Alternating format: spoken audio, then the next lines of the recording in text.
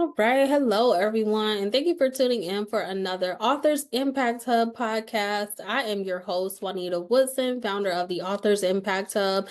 And we've been going really strong with our author Q&As with authors all across the U.S. Super excited to always bring authors on to learn more about their books and their author journeys, right? So tonight we have on with us, or today, I'll say today we have on with us Brittney Davis, and she's going to share a little bit about her books and her journey. So as always, we let the authors do their own intros here. I don't think anybody can tell who we are better than ourselves. So I'm going to kick it over to you, Brittney. If you can just let us know a little bit about yourself and the books that we'll be discussing tonight. Yeah, sure. Thank you for having me. I'm excited to be here. My name is Brittney Davis. Another pen name that I go by is Brittney Sharice. So I have 3 books. I have 2 devotionals. One is called Fathered, a Journey to Discovering God as Father, and the other one is called Perspectives, Taking a Different Look. I have been a writer since I can remember, and so Ready Writer is my poetry collection. It kind of dates between, I think, 2013 and 2023. So it's 10 years worth of poetry. I've been writing, like I said, for as long as I can remember, and I just really realized that my words have power, and I wanted to get them out to the world. Yes, absolutely. I love that. So you've been writing for, when can you remember like your first time like picking up a pen or a pencil and you started writing? Yeah, probably around 6 or 7, honestly. I was really into journals and diaries. I've been journaling probably since I got my first diary. It was like a Pocahontas diary. I remember I got for Christmas or something. Yeah, and I just carried journaling along with me, and then it kind of turned into poetry when I was trying to like write in code in high school. So yeah. Awesome. Yeah. So what inspired your writing journey, right? Because I know you said you have three titles right now. So how has your journey evolved over the years as well? Yeah, so I think before I actually got into poetry, I was kind of just like documenting my day a little bit. And then I kind of used poetry as a way to like cope with trauma. By the time I was 25, I had lost both my parents and all of my grandparents. And so writing was very pivotal for me. It was a way to release, it was a way to pray, it was a way to kind of put what some might think is heavy into lighter words for other people to kind of understand. So it's evolved a lot. And so where I was kind of like shameful to like share like the heavier parts, I think I've found a way to do that and be authentic, because I believe that every writer should be authentic, whether you're writing poetry or nonfiction, fiction, whatever the case might be. The pivotal point came probably around 2016 when I met my poetry collective that I'm a part of. And they're all poets, and they all had similar stories, and they really kind of motivated me to write my truth. Yes, absolutely. Community is so big. It's so important when we're trying to do something, right? When we're trying to do things that maybe can be uncomfortable, because I know you said you've been writing for a long time, but when you step into that publishing world, it's different, right? So how has, I know you touched on it just a little bit, but how has your background and your personal experience kind of shaped the way that you write and the different themes that you explore? Because I know faith, I can tell faith is like a really pivotal part of your journey. Yeah, it's huge. I actually was writing a lot of faith-based poetry, and I learned that I could be authentic and still tell the truth without being churchy. Like my style was more so catered to my audience at first, and in certain types of writing and publishing, like we learned that yes, you have to cater to your audience and your target audience, but in another form of writing, your audience will come to you. And so I learned that with poetry, I want my audience to come to me. I want to learn my audience by seeing what sparks other people's interest. And so I found that writing authentically and writing my truth and kind of not caring about other people, that was a huge part of my journey. Not being afraid of what people might think, and being more concerned about who I can reach, because we talk about faith. I got really affirmed just reading through the Psalms and seeing how much David went through in the Psalms, and how honest he was, and how that's impacting us now. Um, Yes. so knowing that just being authentic can reach a lot more people than trying to fit myself into a box. Yes, absolutely. I love that. So let's talk about your books, right? So let's talk about Father, right? So can you tell us a little bit about the background of that book? Yeah, sure. So Father is my first book, and it's a 30-day devotional. I had a blog, I think back in like 2013, and I noticed that I was writing a lot about my dad. My dad raised me in a single parent home, which is like not heard of a lot. So I was going through my blog and I was like, I know I'm supposed to like write a book. I don't know where to start. Here's like a lot of content that I have already. So let me just dive into that. And so what started as a blog turned into a 30-day devotional where I just share stories about my dad and how even though my dad was a good father, like the Lord is an even greater father. And so that really was a marker for me because after my dad passed away, I had to learn God as Father. I just knew him as Lord. I didn't know him in like an intimate way. I just knew him like he was just in the sky marking my wrongdoings, right? I didn't have that relationship. And so that God really used that book in order to like shape my relationship with him. Yes, absolutely. So how hard was it, right? Because when we talk about like experience and loss, but then you're taking what you went through and now you're putting it into a book almost. So what was that experience like as you were writing? How did you handle the wave of emotions that I can imagine came with that? Yeah, it's vulnerable. I tell everybody like that I consult with writing, like it's vulnerable. And Yes. people will come up to you after they read something and you're like, oh, I actually put that in there. Oh my gosh. So writing through it, it wasn't bad, but like the scary part came like afterwards when you feel vulnerable, when you feel like open.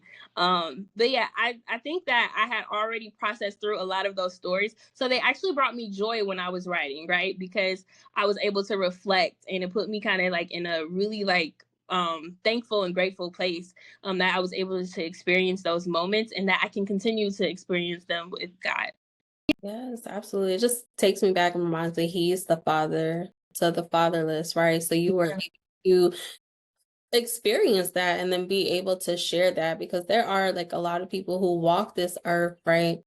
Who have their fathers who are still living, but they don't get to experience relationship with them. So you've been able to experience what that feels like. And I think it's so important to talk about because fathers are absolutely pivotal in our upbringing, right? They shape us and mold us in so many different ways. So to be able to experience the love of God as Father too, that's amazing.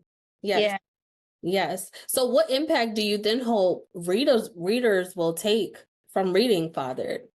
So I hope that they would take that God is available and that wants a relationship with you.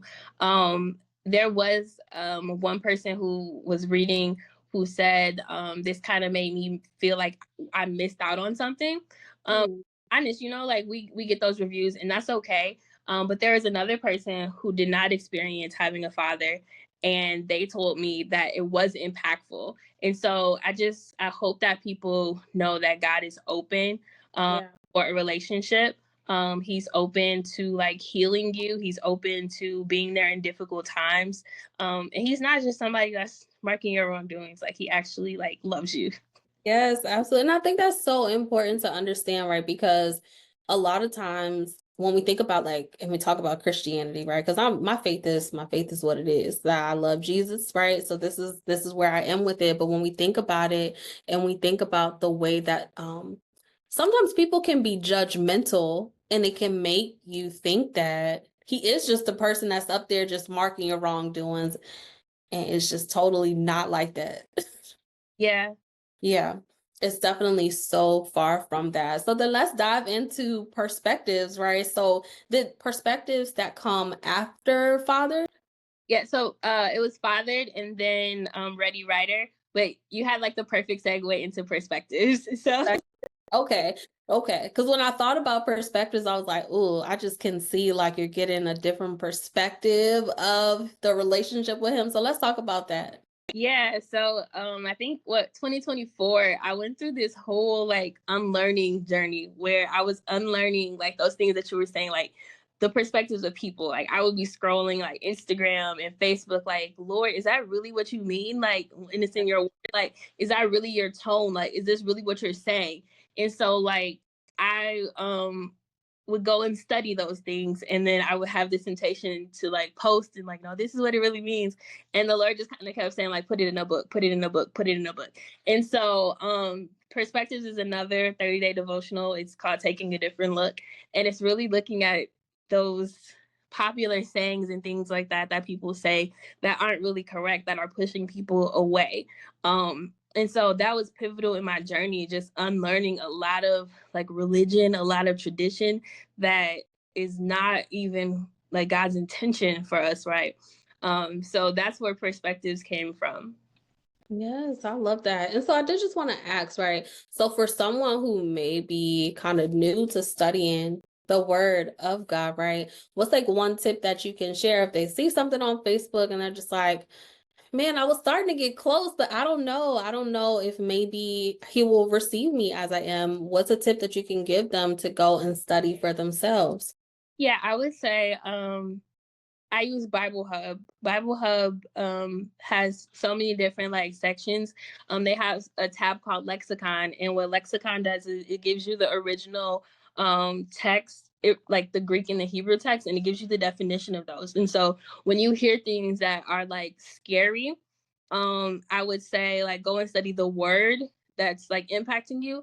I will also say read entire books, like read entire chapters. A lot of people throw out one scripture and it's completely out of Yeah. context. That's what God means. Like, what example that I would use is Exodus. So I'm getting through Exodus for the second time because a part of that year-long journey was reading the Bible for the year. And so through Exodus, actually, no, I'll take it back. So the Old Testament, I was at the end of the Old Testament last year, and I was like, oh my God, is there like any hope? Like everything is looking grim. Like what's gonna happen? And the Lord was like, you have the end of the story. Like you have story in Jesus. Like Jesus is the answer to all of this. And so I would just say, like, really dig deep. Like, don't be afraid to like read stuff. Like, you might get caught up in the law and stuff as a new believer. That might be hard to get through. It's hard to get through for me.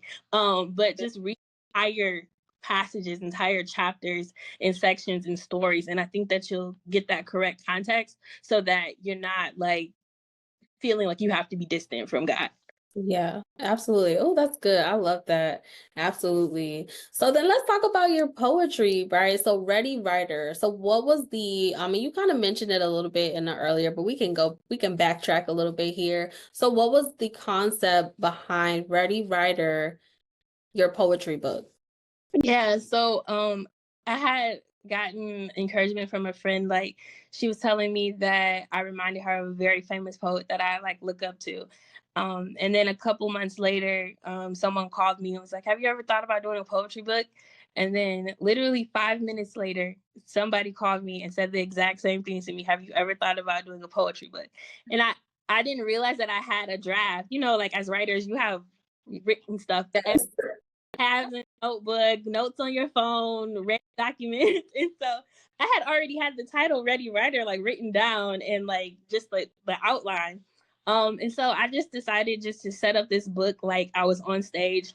And like I had like a set at a concert, a poetry concert or poetry event. And so that's kind of how Ready Writer came about. And the whole theme is just to give you what I would say before the poem and kind of set up the poetry that way, and then kind of give you a deeper look into what we're saying as poets. Yes, absolutely. I love that. So if you hadn't, I may be throwing you off with this question, right? If you had to choose a genre to write, what would that be? Would it be your poetry or would it be like in the devotional space? Um, oh, that's so hard. Uh, I think it would be. I think it would be right now. I'll say I think it would be in the devotional space, yeah, in the nonfiction. And I've gotten around with thinking about fiction too, like writing my memoir as a fiction novel. Um, so yeah, we'll see. But right now, it's definitely nonfiction, the devotionals. Now, have you ever infused like your faith into your poetry? Oh yeah, yeah. Yeah. There's section I think called The Beginning, where I told you I was writing a lot of like faith-based poetry. And then honestly, like you can find faith like even in like the poems that are not kind of like resolved like in a churchy way or anything like that. But yeah, there's faith in all of my poems. Okay. So how do you find that balance between like your faith and creative writing? Well, I think as Christians, like we have the temptation to separate. Um, Okay. and it's like you're a Christian, that's who you are, right? So that's the very like core of who you are. And so I think that God made me a creative. So it doesn't matter what I talk about, like I'm gonna like touch on that, or maybe I won't like put a scripture like blatantly in there. But say I'm writing about social justice, if the Lord cares about justice, then my faith and my creativity are combined to express that, right? So yeah, I don't think there's any separation. I just write what's given to me. Yes, absolutely. You don't have to compromise, right? It's a gift that he gave you, Yeah. right? Yes, I love it. So in what ways, and listen, this is what we've been talking about, right? So what ways has God really influenced your journey now as a published author? Yeah, I think that he's just really affirmed that he's given me the gift of writing. Writing is a gift. Writing has been used in the Bible. It's being used like in history to just tell the story of God and other people and the testimonies of people. And so I think that just really honing in that this isn't something passive, right? Like this is actually like a weight. Like writers, I don't think people understand, but we really feel like a weight, like when we're writing, like it's not just like, oh, we're just like doing it passively. Like, no, like it's literally, it feels like a responsibility. Yeah. So I think just taking it seriously has been something that I've grown into, to know that this is like a calling. It's not just something I do for fun. Yes, absolutely. So have you faced any challenges in writing, and then how did you overcome those if you did? I think they more so came up, you have writer's block.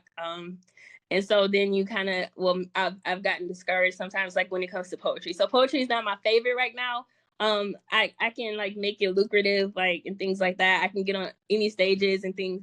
But I think the challenge comes is I don't want to ever feel forced. Like I don't want my writing to ever feel forced. And so like that's the fight that me and poetry are in right now. Like I'm not inspired to write poetry. I think the other challenge is like publishing. So I had to like learn self-publishing and things like that. Just because there's a lot of like predatory publishers out there and things like so. That's the other challenge is really educating myself on the publishing process in order to get my books out there.